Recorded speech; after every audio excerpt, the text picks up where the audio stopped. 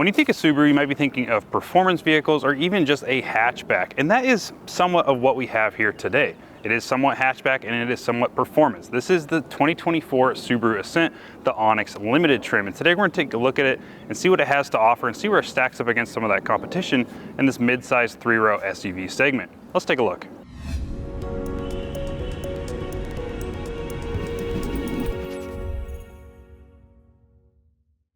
Going relatively unchanged since the 2023 mid-cycle refresh, we have a nice aggressive look to the front end design with these nice gloss black accents with nice black plastic flowing from the front end all the way to the back. Now starting off with this gloss black grille, there is a kind of a separation here between this bar and the Subaru logo. On the bottom half, the air flows through, cooling off your radiator and oil cooler, things of that nature. And then on the top half, we have air ducts going to your top mount intercooler that is mounted on top of your engine. That's nice, so if any rocks or any debris get through your grill, it does not damage your intercooler and go ahead and cost you more money to fix that. And we'll take a look at that here when we talk about the engine.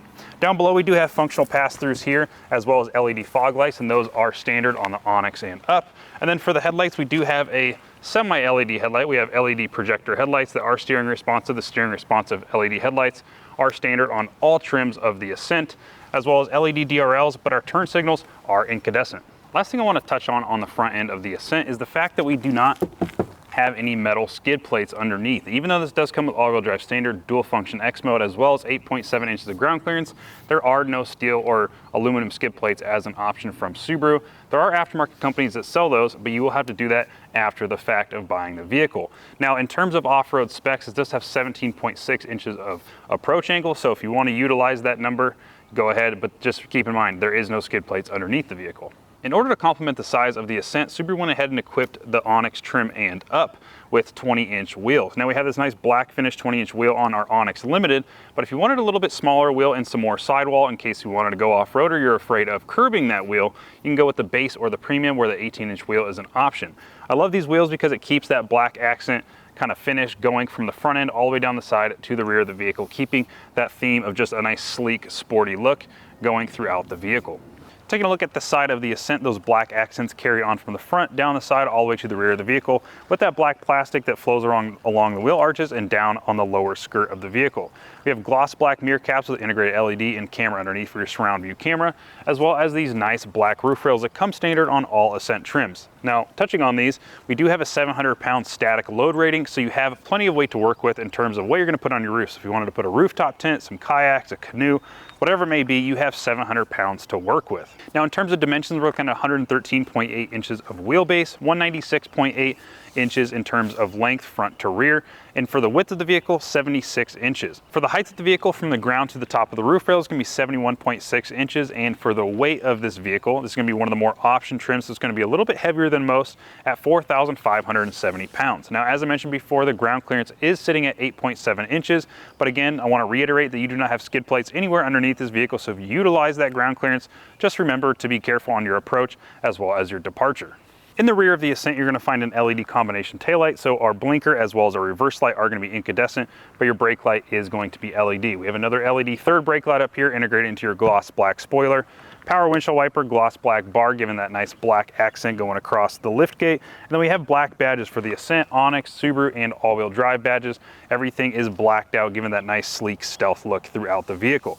Now down below for safety, we do have parking sensors integrated into this black plastic down below. We also have a camera underneath this gloss black bar going across the tailgate. And the camera is standard across all Ascent trims, but the surround view camera that this vehicle is equipped with is only going to be on the Onyx Limited and up, but optional on the Limited trim. Now, in terms of what this black plastic looks like down here is portioned off into 3 sections. This middle section pops out, and that is where you're going to put your Class 2 hitch receiver if you wanted to go that route and take advantage of your 5,000-pound tow capacity. Now, if you wanted to buy your hitch receiver, that is going to have to be purchased after the fact, which is going to be just about $500 for that accessory.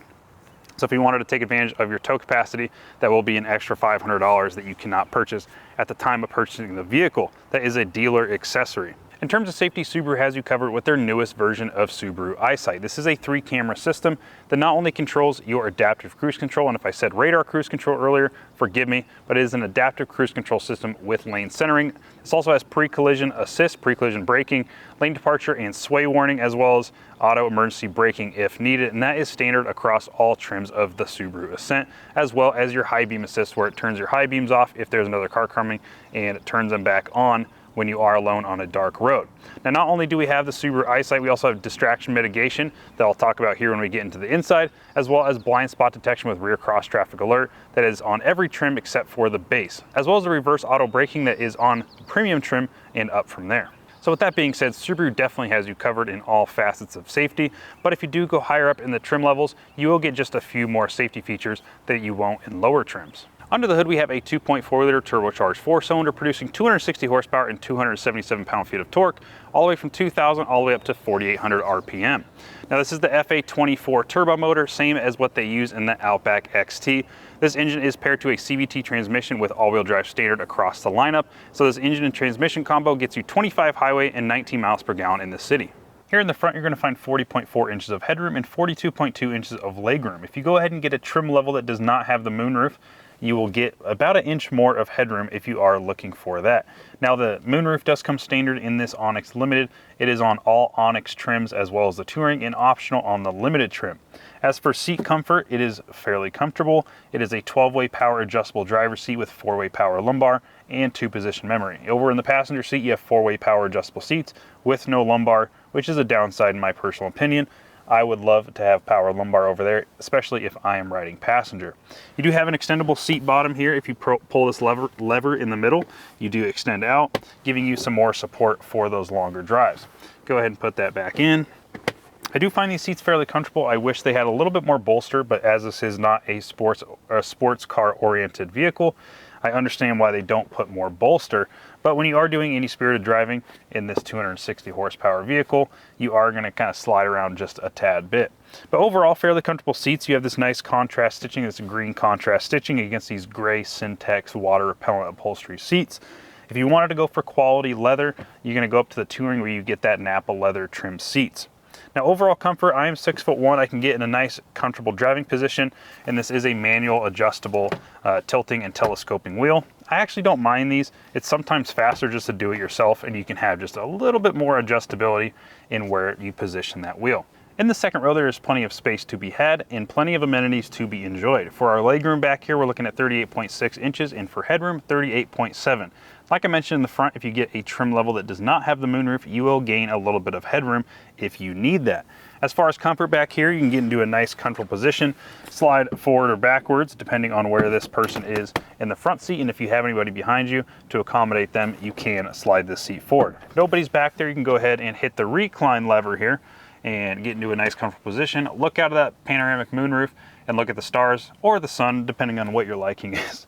But you do have vents back here if you do get cold or warm. Tri-zone climate control in the Ascent, so you do have 2 zones up front and 1 in the second row controlling the second and third row. So you can turn that temperature up, turn it down, but if your butt gets cold, you also have heated seats on these captain seats back here. Again, this is the 7-seat configuration. If it's 8, it will be a bench seat, but since this is 7, we do have these nice captain seats back here.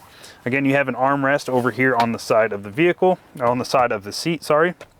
So you can position that wherever you like, fold that away, storage in the seat back right here. And if you do have any cups or any drinks back here, there is cup holders aplenty back here. You have 1 on the top of your door panel here and 3 down below, and that is the same on the passenger side. And if that's not enough for you, we have 2 more cup holders down here right below your climate controls. You can go ahead and utilize those. There is 19 cup holders total in this vehicle. Now, if you're back here and you don't want to see anybody outside of the vehicle, you do have privacy shades or sunshades on each side of the vehicle. Let me pop over here to the passenger side and go ahead and demonstrate. Pop that up. I will say it's not the easiest to get those on, but you do have these privacy shades that you can put up. Nice green contrast stitching flowing from the front all the way to the rear of the vehicle. And again, you have cup holders up here on the door panel and down below near the bottom of the door. So there's plenty of amenities back here to keep it comfortable. And if you need to charge any of your devices, you have 2 charging ports back here, 1 USB-C as well as 1 USB-A, and that is it for charging ports back here. If you go up to the Touring, you will get an outlet back here on the center console charging area. Now that I'm squeezed into this third row, let's talk about how much space is back here. So for headroom, we're looking at 36.2 inches, and for legroom, 31.7. I am 6'1", so I am on the bigger side of someone that is going to be sitting back here. It's definitely going to be more catered towards kids or young adults that are smaller than 6 foot for sure. But if I go ahead and try to sit back here, I have the seat all the way reclined as far as possible. I can fit my feet underneath this second row, which is a nice feature, but my knees are going to be bashing into the seat, and also I have to hunch over to be able to fit.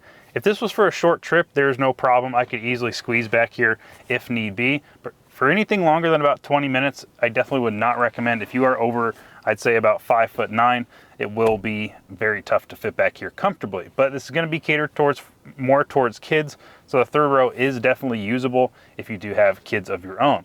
Now, in terms of amenities in this third row, you do have speakers on each side. You have 2 cup holders on the driver's side and 3 cup holders on the passenger side, part of those 19 cup holders. 19 total cup holders, that's insane. 19 total cup holders in this vehicle, 2 on the driver's side, 3 on the passenger side, speakers on each side. And you also, on the passenger side, you have 2 USB-C ports, 2.1 amps, with some more storage where you can put a phone or anything of that sort. On the driver's side, there is no charging ports, but there's 2 on the passenger side for any of those needs. Now, there is also what's called Cabin Connect, which is at the push of a button in the driver's seat, you can go ahead and push the button, talk, and it'll project your voice all the way to the rear speakers in the third seat. Now, as far as HVAC controls, you do have tri-zone climate, so you have that second row control, but you also have air vents all the way to the third row, as well as interior lights in this third row. So that's a nice feature as well. Keep the people on the third row comfortable and make it so it's not so claustrophobic if you are a bigger person. And for total passenger volume, it's going to be 150.2 cubic feet for the moonroof or any trims that have the moonroof. And if you don't have it, you're going to look at 153.2 cubic feet of total passenger volume. Now, in terms of cargo space in the back of the Ascent, it is going to vary depending on whether or not your trim comes standard with a panoramic moonroof. The Onyx Limited does, however, come standard with that, so we do have a little bit less cargo space than if it did not. So behind the third row, 17.8 cubic feet. If we go ahead and fold down this 60/40 folding rear seat, we go ahead, pull this lever on the top of the seat, fold these down, we are going to get 42.1 cubic feet of storage, a fairly flat rear cargo storage, but if we did not have that moonroof, 43.5. Now for second row, if we fold those down, we do get 72.8 and 75.6 without that moonroof. So it is quite a bit of storage, but it's definitely not class leading storage. Now, however, we do have more storage underneath this rear floor. This is where our rear cargo slide cover is going to be located. But you can take that out, store it in your garage if you do not want it. And you have this nice corrugated plastic that is going to be able to hold more things. Over here, we do have a 12-volt outlet alongside a incandescent cargo light there. And on this side, you are going to notice that we do have a subwoofer, part of our Harman Kardon 14 speaker, nearly 800 watt sound system that is standard for the Onyx Limited. Taking a closer look at the interior, you can see that we do have this light colored headliner that complements the darkness of the lower interior, nicely kind of breaking up that dark feel. Now you can see we have 2 different colors of gray. We have a lighter gray and a darker gray, and the contrast stitching is found on all the dark gray portions of the interior. Again, that contrast green stitching going across from the seats, door panel, and onto the dashboard. Over here on the passenger side, we do have a nice little cubby here that flows from the dash all the way over to the door. Down below, we do have a glove box that is felt lined, so that is nice, but it definitely isn't the biggest out there, but it's big enough for your manuals as well as a couple other things. In terms of materials, we do have this simulated leather trim where this contrast stitching is found throughout the vehicle. Pretty much everywhere that green stitching is going to be your simulated leather. Up on the dashboard, this is a nice soft touch padded material. And then over here flowing across the dashboard, we do have our driver attention system here that I'll talk about here in just a second when we power up the vehicle. Down below, we have this 11.6-inch infotainment system with the volume and tune knob on each side with your climate controls, physical buttons, which is a nice touch because most of it's controlled on the screen, but it does give you heat up and cool down over here in physical button form. Down below, we do have a nice little cubby. There is no wireless charging in here. That is an optional thing that you can equip to your vehicle while speccing it out. You have your surround view camera button here. Press that and that will bring up your camera system whether you're going forward or backwards. And an aux port, 3 amp USB-C and 2.4 amp USB-A. Piano black found down here on the gear selector as well as up around the vents near the center display. electronic parking brake, and illuminated cup holders, which is a nice touch. There's a nice rubber material in here, and then around the perimeter of the cup holder bottom, those are illuminated when you turn the vehicle on. Now that we have the vehicle powered on, we can go ahead and see this nice crisp looking display. This is the 11.6-inch infotainment screen, and this does have navigation built in, as it is the Onyx Limited trim. You do get the navigation included. Nice, colorful, crisp looking screen. There is a little bit of lag, but it's nothing too bad, and it definitely is fairly consistent, which is nice. It doesn't lag sometimes and is quick the other times. If we go ahead and go to our CarPlay, you can see really the true colors when in our screens. Go ahead and go back there. And then you do not have a digital dash. You have an analog dash here, your gauge clusters. So you have an analog speedometer as well as tachometer, and then in the middle, you can see that we do have this LCD display. Now, usually when you start up the vehicle, it'll say scanning for driver eyes, and I'll show you that here when we start driving. I'll show you what that means. And that is all controlled up here with this sensor up here on the center of the dash. On the steering wheel, fairly simple setup. We do have your cruise control settings here on the right, and your track forward and back, as well as scrolling up and down in your menu here on the left. Volume up and down, and then down here you can see that we do have our heated steering wheel button.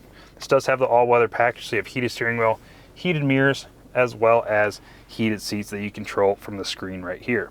Now, even though this is a CVT transmission, you do have paddle shifters or simulated paddle shifters back here behind the steering wheel, going up and going down.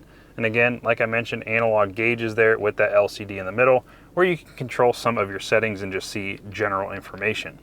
Down here on the left, you do have your rear hatch open on the far left. You go ahead and press this button and all the interior lights turn on the second and third row. And this is how you control the brightness of your displays up and down there. A little bit of storage here off to the left, as well as your trip reset button here right behind your indicator lever right there. And we do have a nice amount of vents. Again, this is a tri-zone climate control, so you do have one zone for the driver, one zone for the passenger, and then another zone for the second row. Your center console is a nice padded area with this nice contrast stitching on each side of it. You go ahead and pop that open, and we do have a nice and deep center console there, felt lined. There is no lights or chargers inside. We do have this nice little inlay here that is felt lined as well, where you can put all of your spare change and whatever loose items you want right there. We can just close that right up. Now, since this vehicle comes all-wheel drive standard, you do get Subaru's X mode that is standard across all trims of the Subaru Ascent. But since this is the Onyx Limited, you do get the dual function X mode, where you can control that going over here to your vehicle controls, go to X mode. And not only do we get snow and dirt, we also get deep snow and mud. So this is available on the Onyx, the Limited, Onyx Limited, and the Touring trims, where you get the dual function X mode. Everything else is just going to be the standard X mode. Now up top, you are going to have your controls for your panoramic moonroof. So this is your shade control, as well as whether you open or close the sunroof itself. Now right here is going to be a sunglass holder, so you have space to store sunglasses or anything that you want to store up there. But if you go ahead and just close it halfway, that will just stay right there. And that way you can keep an eye on your kids. It's a little bit more wide angle than your mirror here. So you go ahead and pop that open, and you can keep an eye on your crazy kids in the back seats. Now, as I mentioned, this does have that distraction avoidance system that is up here on the middle of the dashboard. And what that is it has a sensor that reads your eyes. When you first get into the vehicle, it scans for your eyes, and there's a little icon that pops up on that LCD in your gauge cluster. And it just scans for your eyes, and once it locks on, it welcomes you to the car, and it just kind of stays locked onto your eyes while driving. That way, if you do end up being distracted, looking down at your phone or looking away out of the vehicle, it does notice that you aren't paying attention and gives you a little bit of a beep, and also a logo that comes up on that little LCD that says, hey, let's focus on the road, dude. All right, let's go ahead and give it a shot. So looking away, side of my eye. If I stay like this, that icon just stays up on the dash. And if I look back, it goes right away. It notices my eyes, and it goes right away. Let's talk about how this vehicle drives. So starting off with the performance of the Subaru Ascent, this Onyx Limited trim, there is only that one engine option for the Ascent, the 2.4 liter turbocharged 4-cylinder, 260 horsepower and 277 pound-feet of torque. Isn't anything to scoff at, especially in this vehicle, because it does utilize that power well. Now usually I would say that CVT transmissions aren't necessarily my favorite transmission. I'd personally much rather have a geared transmission, kind of like some of its counterparts inside this 3-row midsize SUV segment, like the Telluride, like the Honda Pilot that has a 10-speed transmission. But the CVT paired with this engine actually isn't too bad of a package. I do find that it utilizes the power well. Down low, it definitely has a lot to be desired.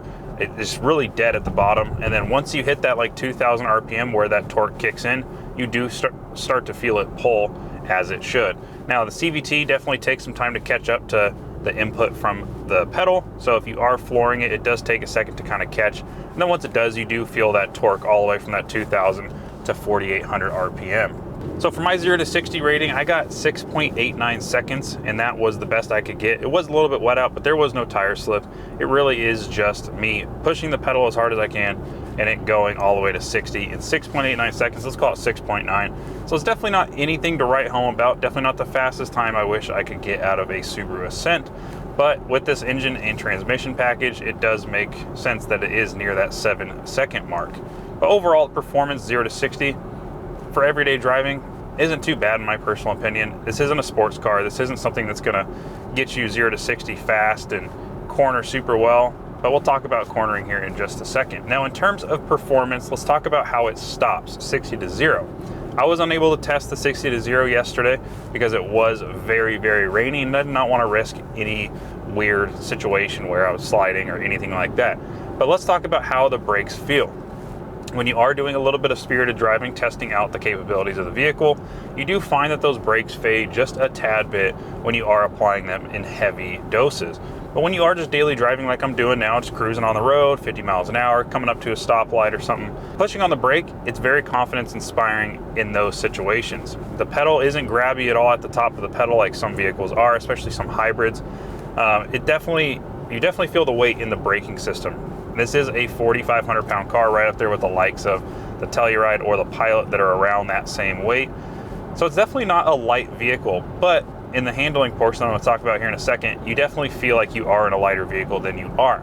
It's not too bad. It's definitely not a performance-oriented braking system, but that is to be given for the fact that this is a 7-passenger, all-wheel drive, just a family touring adventure vehicle as it is. So as I mentioned, this is a heavy vehicle, but it doesn't handle like a heavy vehicle because it does have that torque vectoring system that brakes that inner wheel when turning. So if you are turning right, it will brake the right side wheel to kind of hunker down that side and eliminate body roll and help it power through a corner. It definitely handles like it is a lighter vehicle, but at 4,500 pounds, like I mentioned, this is right up there with the Telluride and Honda Pilot in terms of weight. So it definitely isn't a small vehicle. It looks small because you're used to seeing a Subaru hatchback, like an Outback or a Crosstrek, similar likes to those, like in terms of styling, but it's just on a bigger scale. So it looks like a supersized Outback or something of that nature. But overall, 4,500 pound vehicle, it handles pretty well, especially with that torque vectoring system.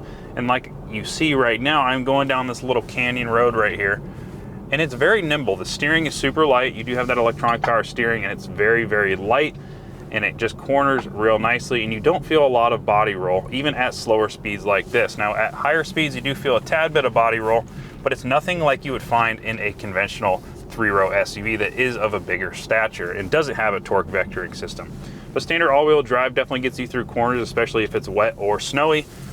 And overall handling is pretty decent in this vehicle. Now, in terms of everyday driving, you're really not going to be testing out the capabilities of the handling on an everyday basis. What you are going to be utilizing every second you are driving this vehicle is the ride quality. So let's talk about that here for a second. Now, this is a fairly soft suspension vehicle, but it is paired with those 20-inch wheels. So when you do find yourself hitting a pothole or any imperfections in the road, you do feel it and is a tad bit jarring. Now, I don't have an 18-inch wheel variant of the Ascent to test side by side, but I would assume that it having a smaller wheel and maybe just a little bit more sidewall would help cushion the blow over a pothole or those cracks. Because here in the Pacific Northwest, with our springs and our summers and all this crazy weather that we get up here, yes, we do get rain. We also get ice and snow and very hot days. We have a lot of imperfections on the road, so I've been able to test out how this vehicle handles adversity in the road surface. So overall, I'm going to rank this a B- on a grading scale for the overall ride quality. I do find it pleasant when you are just cruising on a smooth road. I don't find anything too alarming in like the handling aspect or the ride quality aspect. The next thing I'm going to talk about is going to be the cabin noise, because that goes right alongside with the ride quality is the interior cabin noise. Now this does have a panoramic moonroof, and that does allow a little bit of noise in, but I don't find it to be anything that's like overbearing. I don't really hear any mirror noise, the outside mirror noise like you hear on some vehicles that have a more square structure to their mirror.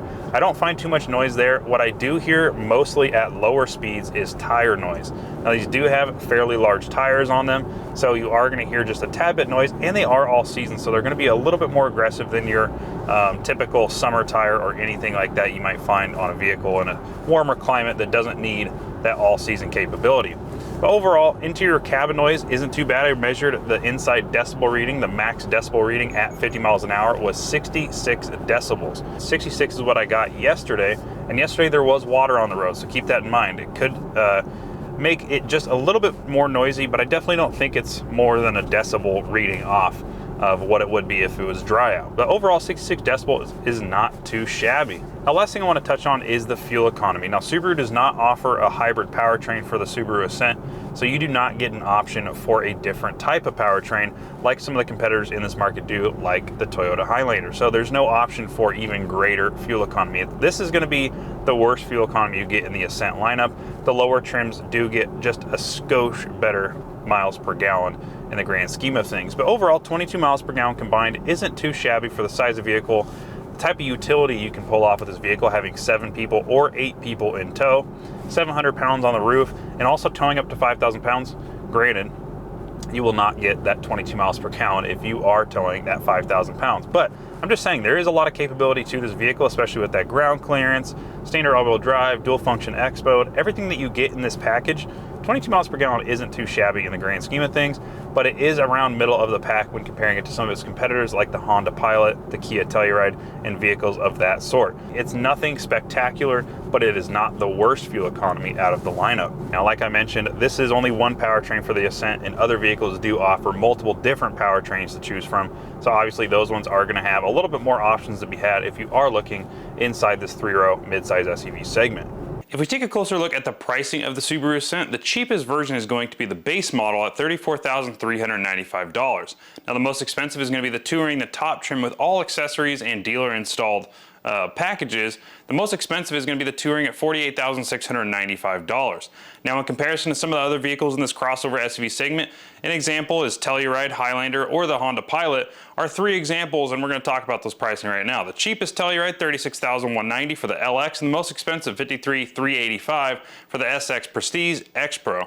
Now, the Highlander is going to be a little bit more expensive in the starting and the most expensive trim at $39,270 for the LE front-wheel drive Highlander, and the most expensive is going to be in hybrid variant of the top trim, $53,800. Now, for the Honda Pilot, that's going to have the most expensive pricing in terms of the cheapest trim and the most expensive trim at $39,900 for the Sport front-wheel drive, so you do not get that all-wheel drive as standard, the front-wheel drive Pilot, and then the most expensive is going to be $59,405 for the Black Edition all-wheel drive. Our vehicle that we were driving was the Onyx Limited trim, which starts at $46,795, and we didn't really have any options or packages included on our vehicle, but with the delivery charge, we're looking at $48,031 delivered to the dealership. Now, if we zoom out from the actual pricing of the vehicles and we just look at the styling of what they have to offer, the Pilot versus the Ascent, in terms of styling, I would say they're about even, because I don't really think that either one of them have anything special about them that make them stand out amongst the vehicles that are already on the road. They are nice looking vehicles, but they don't have anything special that sets them apart from everything else. Now, in terms of technology, I would give the one up to the Pilot, as it does have that new Honda operating system that's a lot more intuitive for the user. I think that the Subaru operating system or the infotainment system is nice when you get used to it, but it can be a little bit cluttered at first look. So I would give the one up to the Honda Pilot in terms of technology. Now, comfort and style, the Honda Pilot is going to be a little bit bigger on the interior. It's going to feel wider as well as have more interior passenger volume. So the Honda Pilot takes that as well, or just inches out the Subaru Ascent. Now, for the pricing and the value of the vehicle, the Subaru will take the cake on that, as you can get into a Subaru Ascent cheaper at the bottom end and cheaper at the top end of the trim levels. It might not have as much creature comforts or as much options as the Honda might, but it is a cheaper vehicle, and you do get that Subaru reliability, standard all-wheel drive, and that big old infotainment system that is up there on the dashboard. Now in driving dynamics as well as efficiency, the Subaru takes that as well. The Subaru does get 22 miles per gallon combined, and the Honda Pilot only gets 21 miles per gallon combined, so it just inches the Honda out by just a little bit. If I were to choose a vehicle between the Honda Pilot or the Subaru, I would take the Subaru. Now when you compare the Subaru against the Telluride is a little bit of a different story. In terms of styling, the Telluride takes it for me, as it does have those amber lights that Kia is known for their DRLs. Now Telluride went away from that in 2023, came back in 2024 with those amber DRLs back there, and you can find those on other Kia SUVs as well. And when they're cruising down the road, they have a nice style to them, and you know exactly what kind of vehicle that is if you are up to date in terms of styling of new vehicles. Now in terms of technology, the Kia will get a one-up, as it does have a better operating system. In my personal opinion, it's a little bit more user-friendly and a little bit more intuitive to scroll through all the menus, and they just make it very simple and don't clutter it with a bunch of different colors and different fonts and things like you find in the Subaru operating system. That is a personal opinion. This is all personal opinion, so just take it with a grain of salt. I do prefer the Kia operating system over the Subarus. Now in terms of pricing, driving dynamics, as well as efficiency, the Subaru does take the golden star from the Telluride, as it does get better miles per gallon at 22 instead of 20 like the Telluride gets. It does drive more like a car, drives more like a performance SUV than the Telluride does. The Telluride, although I will give it this, is it does ride really nicely. The Telluride is a very nice handling car, very nice riding car, but I would say driving dynamics wise, the Subaru takes it for me in my personal opinion, as it does just feel a little bit more nimble and a little bit more compact than the Telluride does. Now the Telluride can fit quite a bit more inside of it, but the Subaru Ascent definitely holds its own in the handling department. Now pricing, you have a cheaper starting price as well as a higher end price for the Subaru Ascent, although the Kia will offer a little bit more luxury at the very top end, but that is kind of up to the buyer whether or not you want to spend that extra $10,000, $15,000 depending on what trims you are comparing. At the end of the day, the Subaru Ascent is a very, very exceptional vehicle in terms of what you are getting for the money and sizing. It has a small footprint but has a lot of size inside the vehicle, as well as that standard Subaru eyesight and the technology on the inside. If you are someone that's going out and finding that adventure, trying to find a vehicle that can do everything, get you from point A to point B on the weekdays, as well as getting you out in the adventures and finding those dirt roads, hiking spots, camping spots, whatever it may be, throwing the bikes on top, or even a rooftop tent on top, that Subaru Ascent has a low roof height, so you can throw things up on top of there easily, has space on the inside for people and cargo. It is overall a great vehicle if you are someone that is wanting kind of a versatile vehicle to get you to and from, as well as out on the random weekends to go find nature. If you're looking for something like that, the Subaru Ascent is a worthwhile vehicle to look at, so go ahead and check that out. And for that, this is going to be my review for the Subaru Ascent. I appreciate you guys watching. I had a great time with the vehicle, and I think the Subaru Ascent is a great vehicle if you are looking for something in that realm. With that being said, this is going to do it. My name is Nick with Auto Buyer's Guide. Until the next video, I will talk to you guys then.